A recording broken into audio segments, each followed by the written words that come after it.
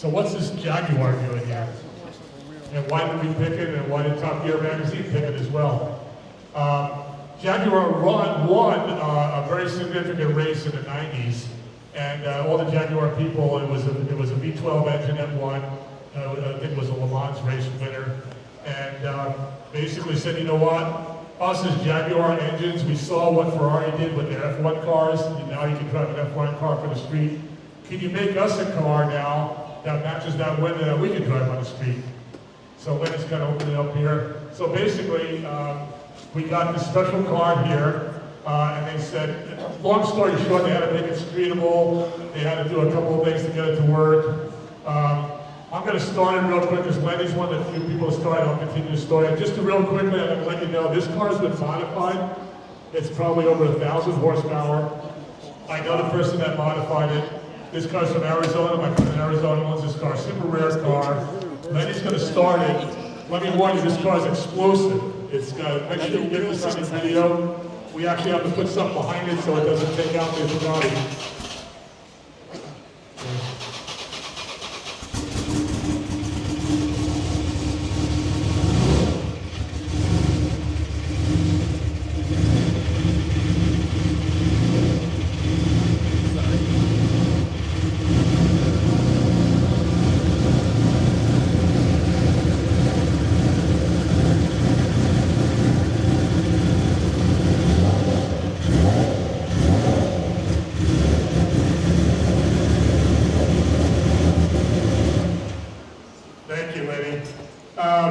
Yeah, we started this during the VIP reception, and I guess I was talking to the guy that modified this car. He says, if I knew you were going to idle these cars in here, I would have tuned it a little bit differently.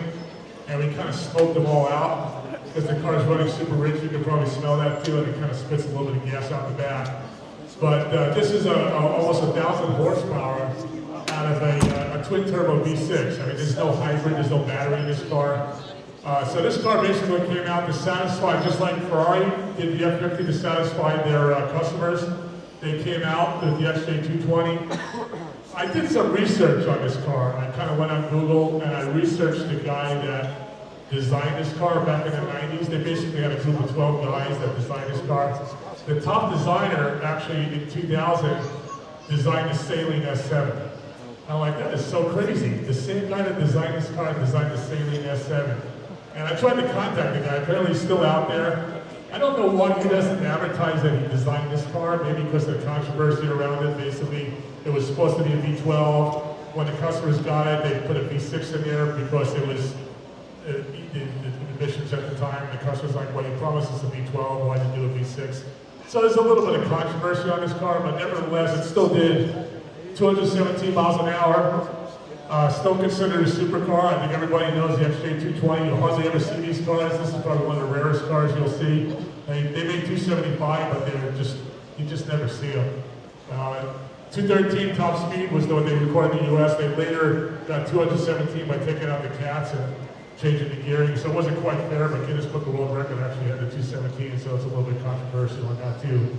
So there's a lot of controversy on this car, but nevertheless, it's still considered a supercar. Satisfied the Jaguar customers, just like this car satisfied the Ferrari customers, and here you're seeing it today. Okay, so let's, questions on this one? Yeah, let's start here.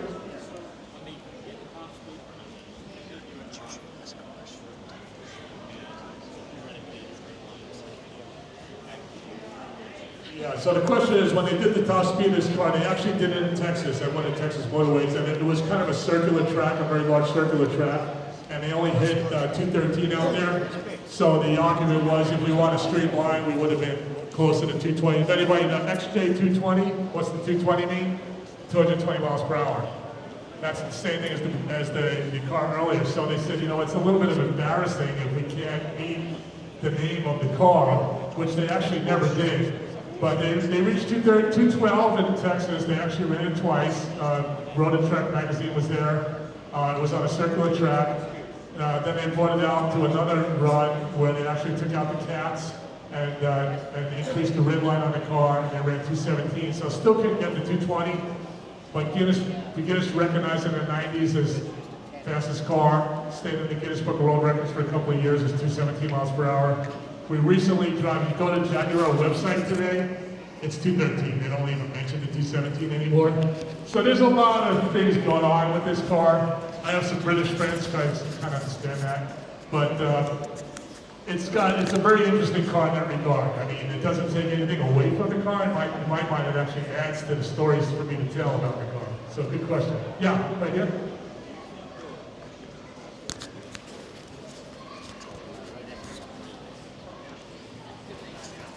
So if they built the car the way they intended to build it, with the V12 rather than the V6 would have met its expectations, absolutely. I think the customer would be like, you know what, you gave us the car, you said you were going to give us, you said you were going to do a V12, you gave us the V12. It's the same V12 that was used in the race car that won. We want that feeling back for our street car. Absolutely. If they put the V12 in this car, I think this car would be a way more valuable car today. This is probably one of the lower value cars amongst all this collection because of that. It didn't actually be the car they wanted. So yeah, I would say absolutely make it the V12. Yeah? General question, when did some of these cars start to get stability control? And also, what are your thoughts about what's going on with the direction with Jaguar today? It's like they're giving up. Yeah, question, what do I think about the new electronic aids, stability control and so forth?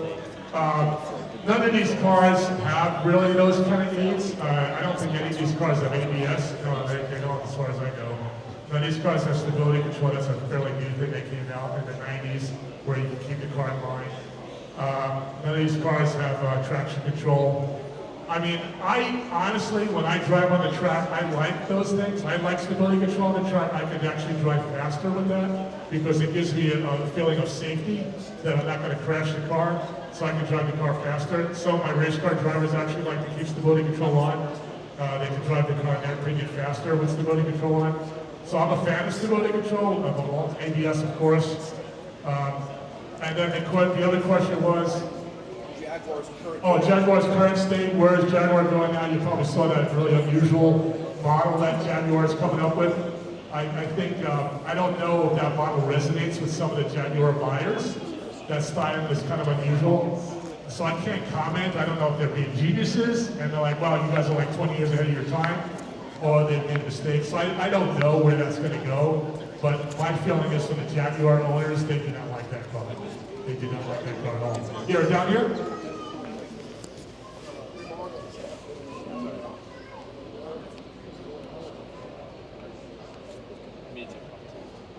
Yeah, what was the reason behind replacing the V12 that the customers would call us with the V6? Primarily, it was easier to manufacture.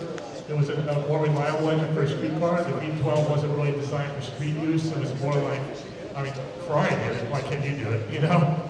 I think it was a cost issue. There was not a lot of people working on this car. The people that were working on this car didn't have as much experience. So I think it was a cost issue. There might have been an emissions issue at the time. But it was definitely a disappointment. Definitely disappointing. How did it affect the market? Just very, I don't usually talk about the prices of the cars because I don't really know. This car, you can get for under $1 million. That's where these cars are on today. A Ferrari F50, they're about $6 million now. Yeah, so there's I think that feeling that this car was exactly what Ferrari intended for its customers shows at its value today. And people still remember that in this car, and I think that's hurting the cars a little bit, but you know, we'll see where it goes the next 10 or 20 years. It's still a pretty rare car. But yeah, okay, he asked me, which is the best car to pick up girls in? That's an excellent question. Let me think about that. Well, okay, let's ask Vita. What was I driving when I picked Vita up? I was driving a Porsche 930 Turbo.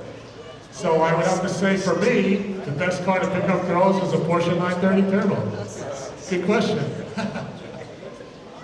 Okay, what else? Yeah, right here?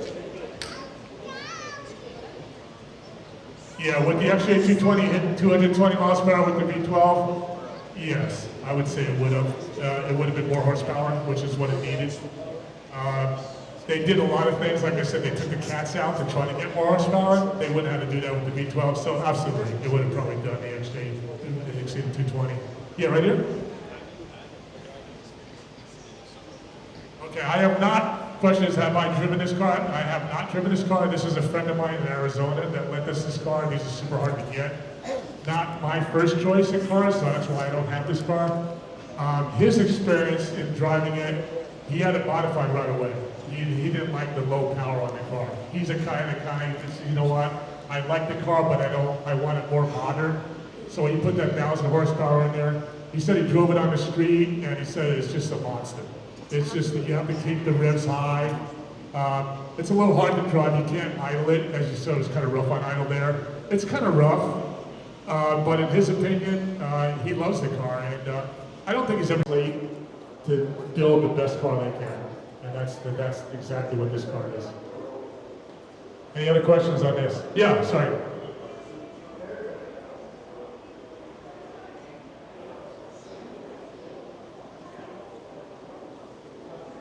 What would be the least practical car, yet the most fun?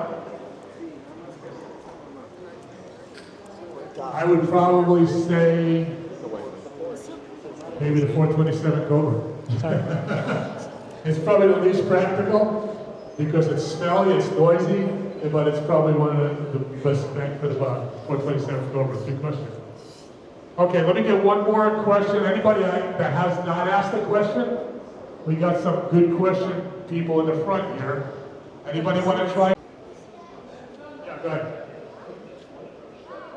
Do I have a favorite front-wheel drive car? Let me think about that.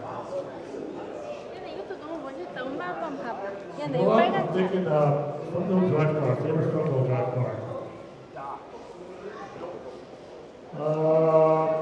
I think is it the Subaru? Let me think, is that Subaru XI? Is that a front-wheel drive car? I'm trying to think now. I know there's a Japanese car that is front-wheel drive that's super high performance for a front-wheel drive car, because usually you can't get performance. Sorry? Oh, Civic Type R? Civic Type R, that's the one I'm thinking of. Yeah, actually, yeah, we have a guy that owns one of those cars. Yeah, I think it's hard to make a high-performance front-wheel drive car because there's a lot of weight in the front. They tend to understeer, which means the front plows. But yeah, you know what, now that you mention that, talking to friends that own those kind of cars, the Type R, yeah, that's a good choice. Thanks for reminding me about that. Do you have one? Okay. All right, let's go to the next car. Last, but not least. Oh, yeah, actually, how can I forget? We can't go to the next car until we get out the rewards.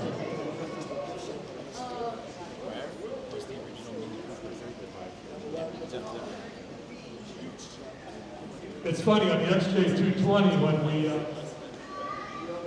searched for some models on this, we actually were able to find a kind of a dark blue one, which is sort of like this, and we kind of found this last one here, which is kind of rare car. All Hot Wheels cars, unopened XJ220s. Again, these cars, trying to find these on eBay.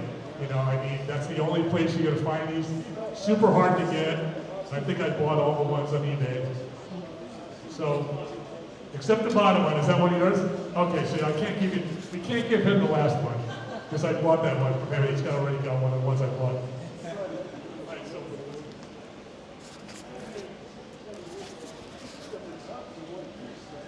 Number one, all right.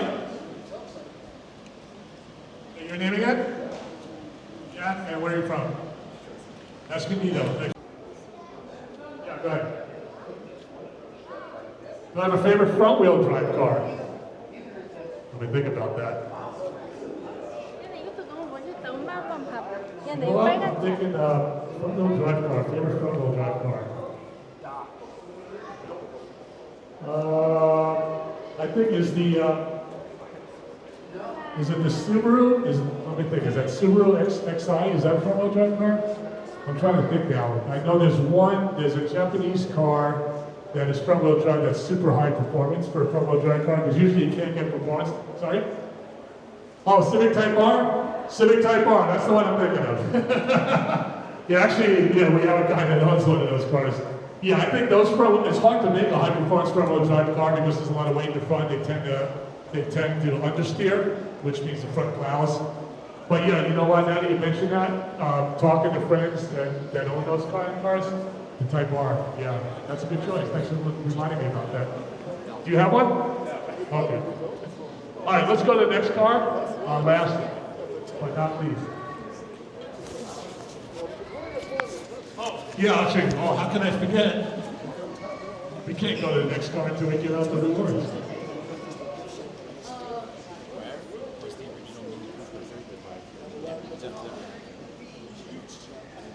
It's funny, on the XJ220, when we searched for some models on this, we actually were able to find a kind of a dark blue one, which okay, sort of like this, and we kind of found this last one here, which is kind of rare car. All Hot Wheels cars, unopened XJ220s. Again, these cars, trying to find these on eBay. You know, I mean, that's the only place you're gonna find these. Super hard to get. I think I bought all the ones on eBay. So, except the bottom one, is that one of yours? Okay, so I can't give you, we can't give him the last one, because I bought that one. Maybe he's already got one of the ones I bought. Right, so.